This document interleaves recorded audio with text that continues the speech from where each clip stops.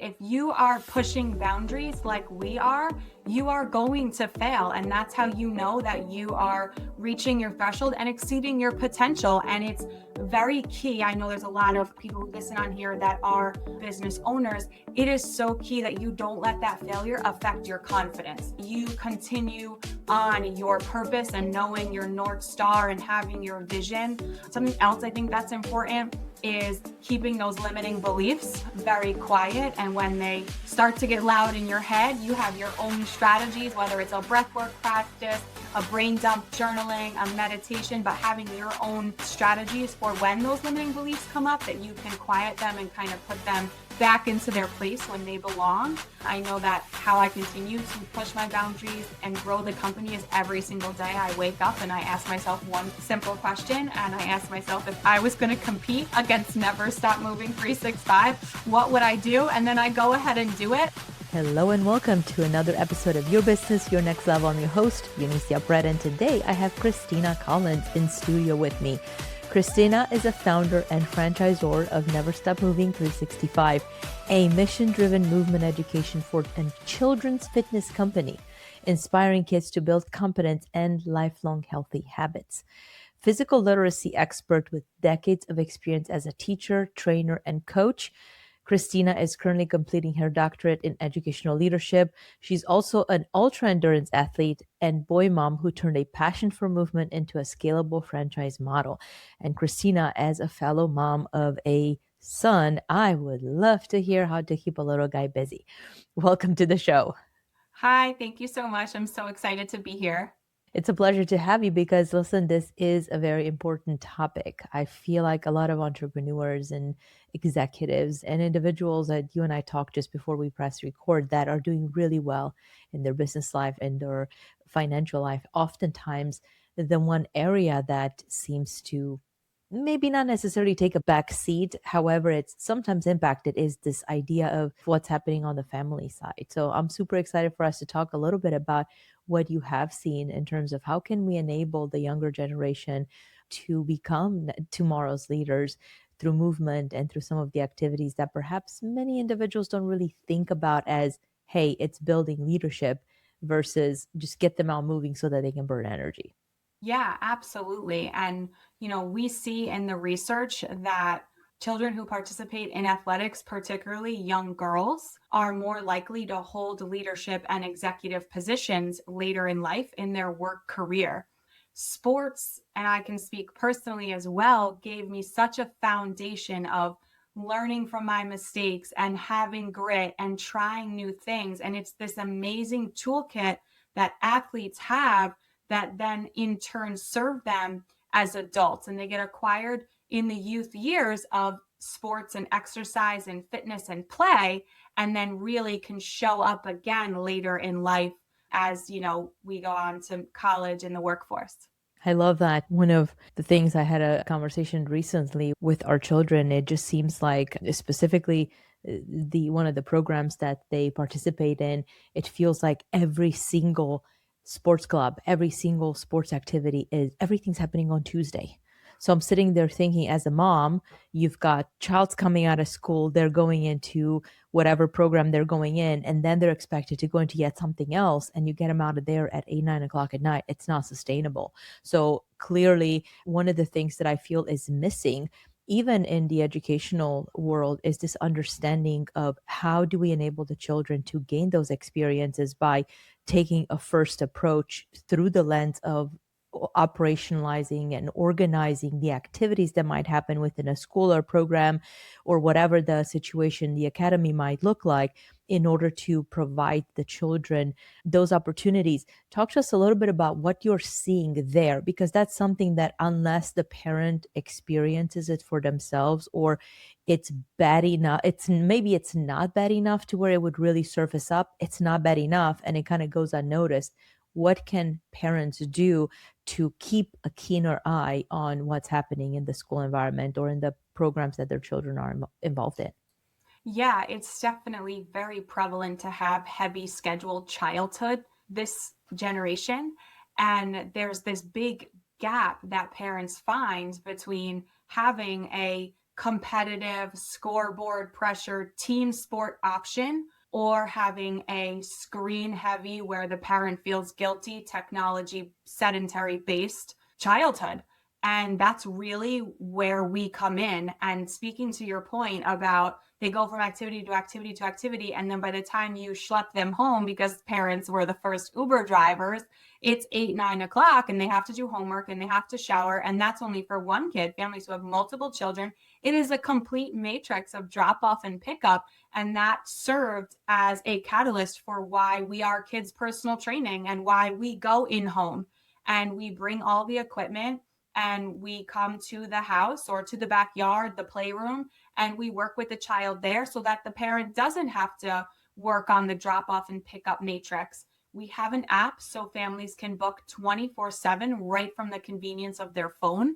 And a youth movement specialist who's first aid, CPR, fingerprinted, background checked, all of the things, comes and gets their child moving and builds competence and confidence in their child where the child feels most comfortable, which is in the privacy and safety of their own home. It's not in front of 30 peers on a court or a turf somewhere where there's that fear of peer performance. So we really see families love the convenience factor of our services and love that it is disrupting the industry and that it's not technology sedentary, it's not hyper competitive elite athlete. It is that movement for self-regulation and getting energy out like you spoke about for your child and just for the overall health of the child, because we know that if children enjoy it now when they're young, they will choose it later in life. And that's what we're about, building healthy lifestyles. I love that. How do you integrate the idea of the children also having some of that social interaction? I'm right there with you in terms of, yes, healthy competition is good. I'm not the parent that agrees with just give everybody a trophy and make them feel like they're special.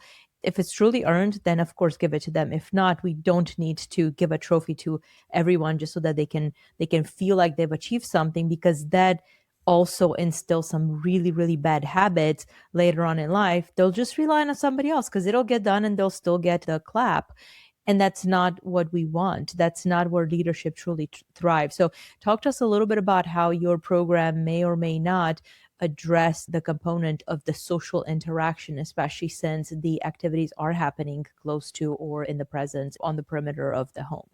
Yeah, so what's so great is they do get that special bond with a healthy role model with the youth movement specialist that comes to them and brings all the equipment and designs a very personalized, positive movement programming unique to that child. So if that child loves soccer, but they also love Fortnite or Roblox or something that's completely outside of the sport context, the coaches can build a relationship, and many of our coaches video game and can have a connection with that child around that. And the child doesn't just have to do one sport, soccer. They can do throw a frisbee and it's a circuit, and then they do burpees and push-ups and squats, and then they throw a frisbee, shoot a basketball, like a lot in a very short amount of time, instead of just convincing your child to drop them off to just play soccer for 2 hours and then pick them back up. And what's also great is our sessions do not have to be one-on-one. That child can have a classmate, a camp friend, a neighbor, a sibling join the sessions as well. That's beautiful.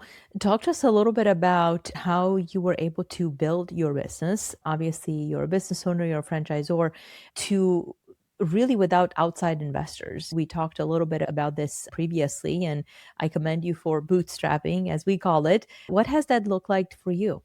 Thank you so much. I love to talk about this. I am a very proud female founder with no outside investment. That is correct. And what does it look like? BTS, as they say, behind the scenes, it looks like self sacrifice. And I know that I have that grit and that perseverance. And I'm not the smartest person in the room, but no one will outwork me. I know I got that from my time in sports and fitness as a kid. And I strive to have a million children as we continue to open up franchise locations and get more children active. I strive to get 1 million children active and access to developing that athlete toolkit, because you don't actually need a scoreboard and pressure and stats and a crowd to get that grit and that perseverance and all of those leadership tools that I use today to build this company from my brain in my childhood bedroom, which is why our company color is purple, because that's what my childhood bedroom color was, all the way through to franchised and open in multiple states. But you do need a youth movement specialist guiding you through trying something new and failing. And that failing isn't an endpoint destination. It's just feedback along the way and teaching them to get that information from failure, get the feedback, and then adjust your course accordingly, and to set goals. If a child can hold the plank for 30 seconds, you're right, Eunicia, we don't give out participation trophies to everyone, but we do work with that child to get them from a 30-second plank to 45-second plank, and to continue to level up their benchmark of performance. So behind the scenes, it definitely looked like grit, but forward facing, it is just oozing with a ton of passion. And I won't stop until I get there, because we embody the never stop moving 365 through and through. You know what, Christina, I so appreciate you going there, because one of the things that you said is that you get learning from failure. And just a couple of hours ago, we were on a call with a team of experts with one of our more recent clients. They joined us late last year. And one of the things that it was just beautiful, I actually have their notes here in front of me. We were talking specifically, we were talking everything from taxes to business exit strategies. And of course, retirement planning was part of the discussion as well. And the husband said, prior to working with Excelstra, neither one of us had anything to where we really understood what the future looks like. And we feel like we failed ourselves. And it was so beautiful, because while they felt like they failed themselves, they were at the point where they're willing to do the things that need to be done. And listen, when we're looking at the next 10 to 15 years, they have a beautiful trajectory. But it goes back to what you said earlier, right? You get the learning from failure. And way too many people, instead of saying, hey, they might perceive a failure, right? And whether it's be finance or personal life or sports or whatever it may be, and be able to take that learning and do something with it, they perceive it as failure, they lock it in a box, and they hope that it never comes back. And the reality is that once it's out there, it never leaves unless you actually get the learning from it. So you stated that so beautifully. And here we are, we're seeing it actively in people's lives by the time they're in their 50s and sometimes even 60 years old. So it's very, very important. Want to shift gears a little bit, and I'd love to understand, you talked about grit, leadership, and you touched a little bit about just being a business owner. What does the business owner mindset look like to you outside of just the grit, the pushing forward, doing what needs to be done? Describe Yeah, that so to you us. actually hinted on it, right? If you are pushing boundaries like we are, you are going to fail. And that's how you know that you are reaching your threshold and exceeding your potential. And it's very key. I know there's a lot of people who listen on here that are business owners. It is so key that you don't let that failure affect your confidence. You continue on your purpose and knowing your North Star and having your vision. Something else I think that's important is keeping those limiting beliefs very quiet. And when they start to get loud in your head, you have your own strategies, whether it's a breathwork practice, a brain dump journaling, a meditation, but having your own strategies for when those limiting beliefs come up, that you can quiet them and kind of put them back into their place when they belong. I know that how I continue to push my boundaries and grow the company is every single day I wake up and I ask myself one simple question. And I ask myself, if I was going to compete against Never Stop Moving 365, what would I do? And then I go ahead and do it. And that's how I have maintained a moat, if you will, of success, a moat around our success, because I continue to pursue that every single day. And just what more can we provide for our franchisees, for our business owners to have success, so that in turn, more children have success, not just today, but in years to come, wanting, because they felt the joy of physical literacy and how movement really is holistic for the whole child and adults. Absolutely. And you talked about quieting the limiting beliefs. And oftentimes I don't see this, especially in parents, to where they equate the child being a whole person and the child not having limiting beliefs. As a matter of fact, I see the opposite. I see parents babying their children. Well, something happened, and immediately, instead of the parent having a conversation with the child to say, listen, such and such kid, this is based on a real case story, such and such kid may have hid your iPad and they were playing with you. They did it out of love. They were playing because didn't you do that to him or her, whatever it is? Instead of doing that, the parent goes, I've noticed this personally. The parent goes to the other parent to say, they're really, really concerned because their child hit their child's iPad and their child was so upset. And oh my goodness. And I'm sitting there, I'm like, what kind of a child are you bringing up? If this is going to be someone that in the future will be in the workforce, this is the person that's going to be a tattleteller, backstabber, the kind of person that nobody's going to want to work with. How about we have the tough conversations? And I love the idea of the physical movement because when you push yourself to the limit, it actually helps the individual, whether it's a child or adult, actually get past their limiting beliefs and understanding that they've got it and they can do it. And you've articulated that so, so beautifully. Thank you for that. Wanted to ask you about tip jar and how to start. What is tip jar for our listeners?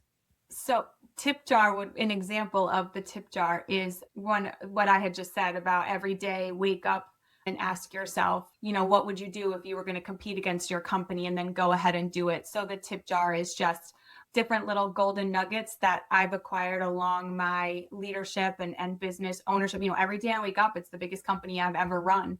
And so how do you pay it forward to other entrepreneurs who maybe are, want to start something, but are experiencing fear of failure or those limiting beliefs, or, not sure exactly how to get started. And we have so much access to information. Well, I'm very anti iPad for children.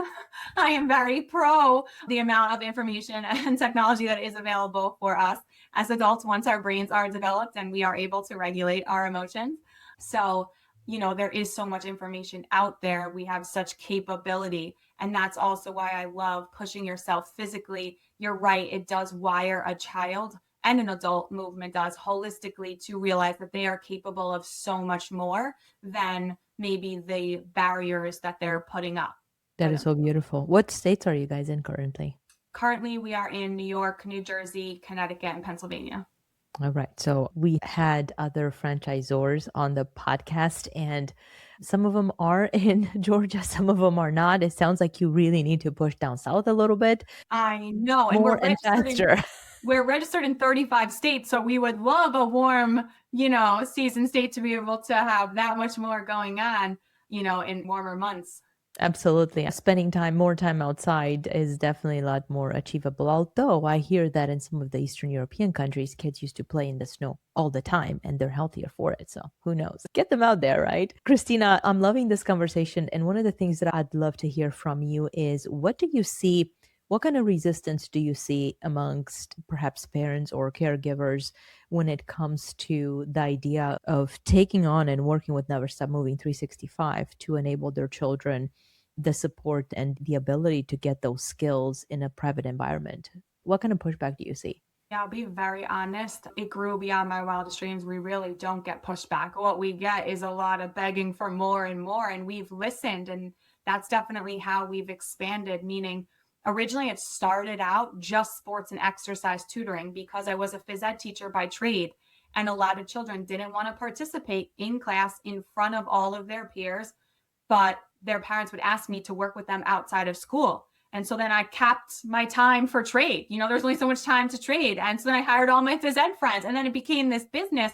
But after a few years of just sports and exercise tutoring, parents would say, hey, can you do my child's birthday party? Sure. Now we add that lane of services. Then, in the Northeast, it would be Memorial Day to Labor Day. They would have their backyard pools open, and they would say, you have such great relationship and rapport with my child on land. Can you also teach them to swim? Sure, of course. Another physical activity, lifelong physical activity, and then bike lessons. And so it is really built out. And the success stories, as much as I talk about the self-sacrifice to bootstrap a business as a young female founder, the success stories when parents call crying because their middle schooler asked them after dinner to go for a walk at the track, and the bonding that they had, the success stories make it all worth it when the parents call because their kid like a toddler fell into the pool to get a toy and they knew how to turn around and climb out, right? All of those success stories definitely make all of the grit and the perseverance worth it.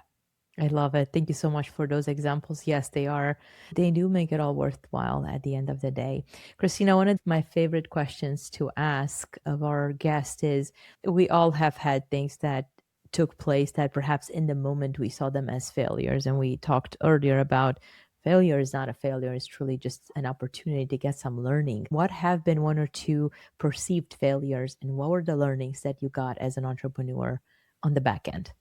Oh, there's more failures than I can count, right? But that's how we continue to have successes. I mean, from applying to certain groups or even grants and not getting into the masterminds because the business wasn't big enough, or not, getting the grant, tons of different failures. And again, I just always take it as feedback and how can I learn and grow? And I really do, ethos follow that learn and then do and then teach it model. So I learn, I try that, then I do it, and then I try to teach other people.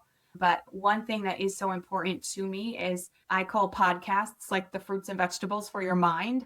I really have avoided a lot of almost like landmines because I've listened and read so many other people's failures that it has guided me almost like bumpers, to avoid a lot. So that's also something I want to inspire other entrepreneurs is talk about your failures, because you really are helping other people learn what to do when they experience it or how to avoid it, even from it altogether.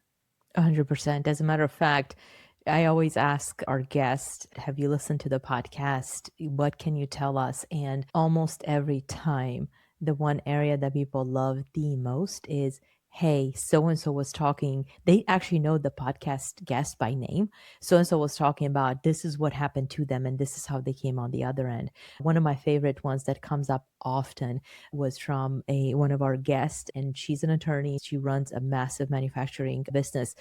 And she said, even as an attorney, her guidance is that any business owner out there truly finds the team that can provide them, the individual, the business owner, with unbiased advice. And she said, on and off the recording as well, she said, this is one of the things that I realized. She realized that it made the biggest impact to her. And she only wished that she had more of those people in her life. So we've literally had people, because that's kind of the world that we're in with what we do with Excelstra. And what I do personally is like, people don't need one more thing that's going to compound in their head and just make mumbo jumbo up there. They need clarity, and they need clarity without what's in it for the other person. It needs to truly be unbiased. And when it is, it's just so much easier all around. And so I really appreciate you bringing that up, because yes, it is absolutely huge. And yeah, that's where people learn. They learn from other people's mistakes, as well as what are the things that they did to really think outside of the box, which is a question that we didn't really talk. What is it? How did you come up with the idea, and what were the things that stood out of the box in the past? We won't go in the future, that would be giving too much away. But what were the things that stood out for you in terms of, if somebody you were to compete against yourself, what were the things that you needed to do to think outside of the box to make sure that you continue to focus on growing the company? Yeah, so I would see who our company couldn't access and couldn't serve, and then how could we overcome that gap or, bridge a path. So some examples would be that we were able to be approved by the Office of People with Disabilities as a approved program provider. So now it's free for all of those families because they will get reimbursed from the government. We felt that was a niche of childs that we weren't servicing. And then another example was low socioeconomic status schools. When we were looking at, the zip codes and the socioeconomic status of the clients that we had across a myriad of zones, we saw certain patterns. And so then that resulted in the formation of a 501c3. And so we could acquire grants to be able to partner with schools. And most recently, we do it per service. So an example is after our bike season, we partner with a school that has more than 50% of government funded federal lunch. And we put on an entire bike clinic for free for those families so they can bring their child to ride the bike. And our instructors get paid to teach those families so that we can remove the pay for play barrier for those families after swim. We were able to donate 500 swim lessons to a school, and we taught their pre-K and kindergartners how to swim. And so we've baked that philanthropic component into our culture. So it's a big part of who we are. Oh, I love that. So, speaking of philanthropic, there are a lot of listeners, obviously, that are not going to be in your service area, at least not yet, until you guys expand or they find alternative support in their local area. How would you say parents can go about providing pseudo similar experience for their children in lieu of having someone as part of an organized program? Oh, wait, we are registered in 35 states. We are actively looking for business owners in other states who want to bring kids to personal training to their community. But if that's not you listening and there isn't one open locally to you, then I would say with your children, depending on the age, setting up obstacle courses. Children love play-based movement. They don't want a boot camp adult style. Not all children want that competitive aspect, but setting up, even tying movement to activities you already do with your child. So if you read to your child at night, that's one that we recommend to our Never Stop Moving 365ers, is we call it active reading.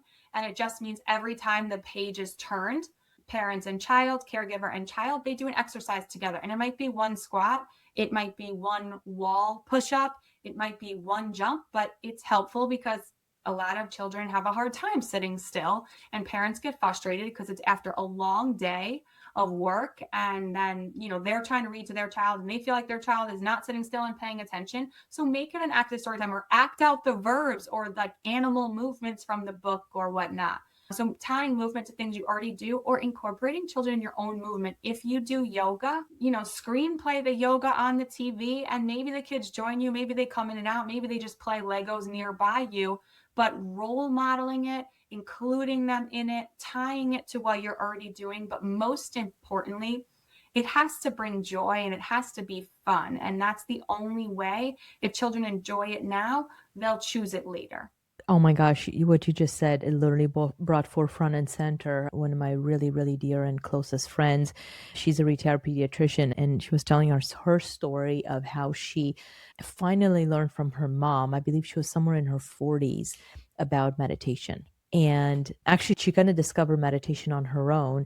However, she recalled that when she was younger, her mom would always go away in a room, close the door behind her, ask everybody to just give her however long the time. And she subsequently found out that her mother was meditating. She just needed that quiet space and the ability to kind of self-center herself. And to this day, my friend will tell anybody, I wish I would have known about meditating and quieting my mind and kind of going introspectively earlier in life, because it would have served me so well. Instead, I learned about it in my 40s. So that's something that we've done with our children. Anything that I discovered that's new, that's out of the box, are they going to be able to do it to an adult standard? Probably not. They're going into it with a very different focus, and bringing them on into those exercises, experiences, whatever it might be, will pay dividends in the long run. I love it. All right, Christina, this has been amazing. Thank you so much for all of the beautiful insights that you provided. My hope is that our listeners are able to take something away, either for themselves, their direct children, or possibly their grandbabies, because there are a lot of business owners that are so excited that, to be dealing with the next and the future generations. What is one thing, if you were to think about one thing that's top of mind as we wrap out our podcast episode today, that you would love to leave our listeners with based on our conversation today? Just that you are limitless. That's what we teach the children, and that's how we end our sessions with them. But you truly are limitless, whether it's you thinking with your parent cap on, your business cap on, whatever it might be, your leadership entrepreneur hat on, but you truly are limitless. And keep going out there and giving it your all and pushing your limit, and remember to never stop moving.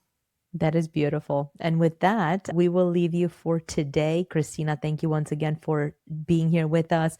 And as you're listening, you've listened to this podcast, we want to hear your feedback. We want your input. We're hoping that based on the value that Christina delivered today, this deserves a 5-star review. Yes, we love the 5 stars, but we want to also really importantly hear from you. Let us know what was the one thing that stood out to you the most when you do leave your review, and we will make sure that we bake in more of the same topics in the future. In the meantime, stay tuned for your next episode of Your Business, Your Next Level. Thank you for joining us on Your Business, Your Next Level podcast, where it is all about helping you make more, keep more, and elevating your business to the next level. To learn more, make sure you head over to www.podcast.extelstra.com and don't forget to subscribe, rate, and review the show.